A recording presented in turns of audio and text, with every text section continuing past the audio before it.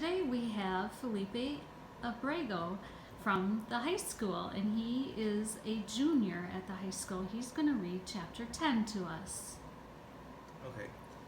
If you have dogs or cats, you have to be very careful not to let them near Humphrey. Miranda warned the rest of the class when we returned to room 26. You can say that again, I squeaked. But you didn't. I still considered Golden Miranda to be a special friend, and I had a very clean cage to show for my weekend, as well as a new respect for rubber bands.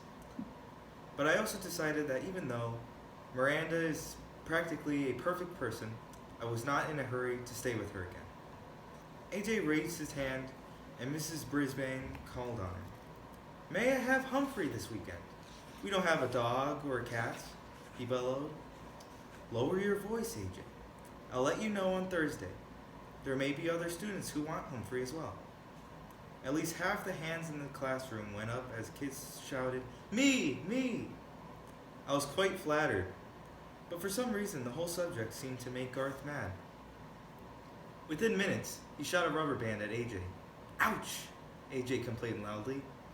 When he told the teacher what had happened, Garth denied it. Humphrey did it, he said. Gail giggled. Miss Brisbane did not. I don't believe a hamster can shoot a rubber band, she said sternly. A lot she knows. The next day, Garth stuck his foot out and tripped Art as he went to sharpen his pencil. I didn't do it. He's just clumsy, Garth protested when Miss Brisbane angrily scolded him. The same day, Garth pushed Gail at morning recess. He spent afternoon recess inside. Garth Tugwell, you're halfway to the principal's morals office right now, Miss Brisbane shouted really angrily. Garth just shrugged his shoulders.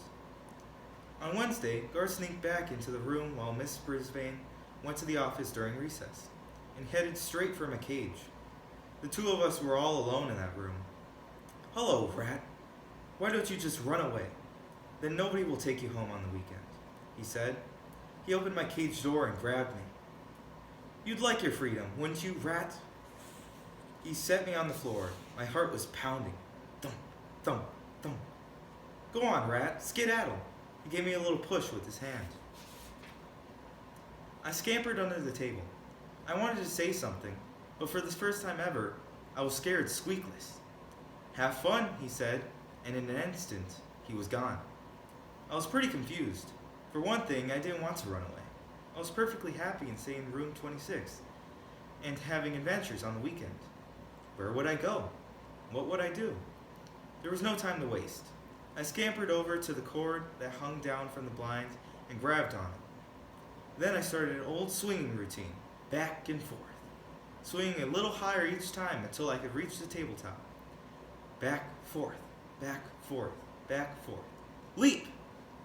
There wasn't time to think about my queasy stomach as I raced to my cage, slamming the door shut behind me. Just then, Miss Brisbane returned.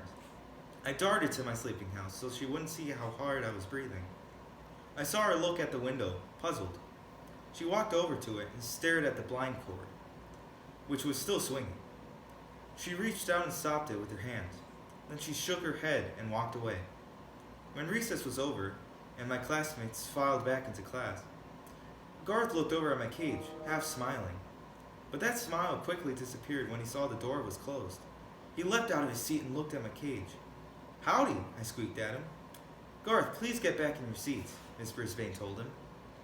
But Humphrey, he protested. Well, what is it? Miss Brisbane was getting irritated. He's in the cage, he said. A few of my classmates giggled, but not Miss Brisbane. In case you haven't noticed, he's always in his cage, Garth, she said. Now get back to your seat. Garth did what she said, but for the rest of the day I noticed he was staring at me. On Thursday, Miss Brisbane announced that I would be spending the weekend at AJ's house. Yes! Shouted AJ, delighted at the news. A few seconds later, a whole series of rubber bands hit AJ on his neck, shoulder, and head. Cool it, Garth! Yelled AJ, jumping out of his chair. Man, I'm tired of these rubber bands. Garth acted innocent. I don't know where they came from. They could have just came from anywhere. Garth did it, Hades said. I saw him. Miss Brisbane didn't remind Hades to raise her hand, but she did tell Garth to stay in during recess. Not fair, Garth muttered under his breath. When the bell rang for recess, Garth stayed in his seat. Miss Brisbane closed the door when all the other students had left and walked to his desk. Normally, I would have been napping at the time, but I was wide awake and wondering what that boy had to say. Garth, you've been acting strangely lately. You never get into trouble at all until 2 weeks ago. Now you're shooting rubber bands at people and disturbing the entire class. Can you tell me why? Garth slowly shook his head no. Your grades are slipping too. Has something changed in your life? Garth slowly shook his head again. How about at home? Is anything wrong? Garth didn't shake his head. He didn't move a muscle. Should I talk to your parents about your behavior, Garth? Garth's face got very red. No, he said, with a choking sound. Miss Brisbane moved closer and put her hand on Garth's shoulder. Tell me what's wrong. My mom's sick, he said. Real sick. Tears ran down his cheeks. I was feeling a little teary-eyed myself.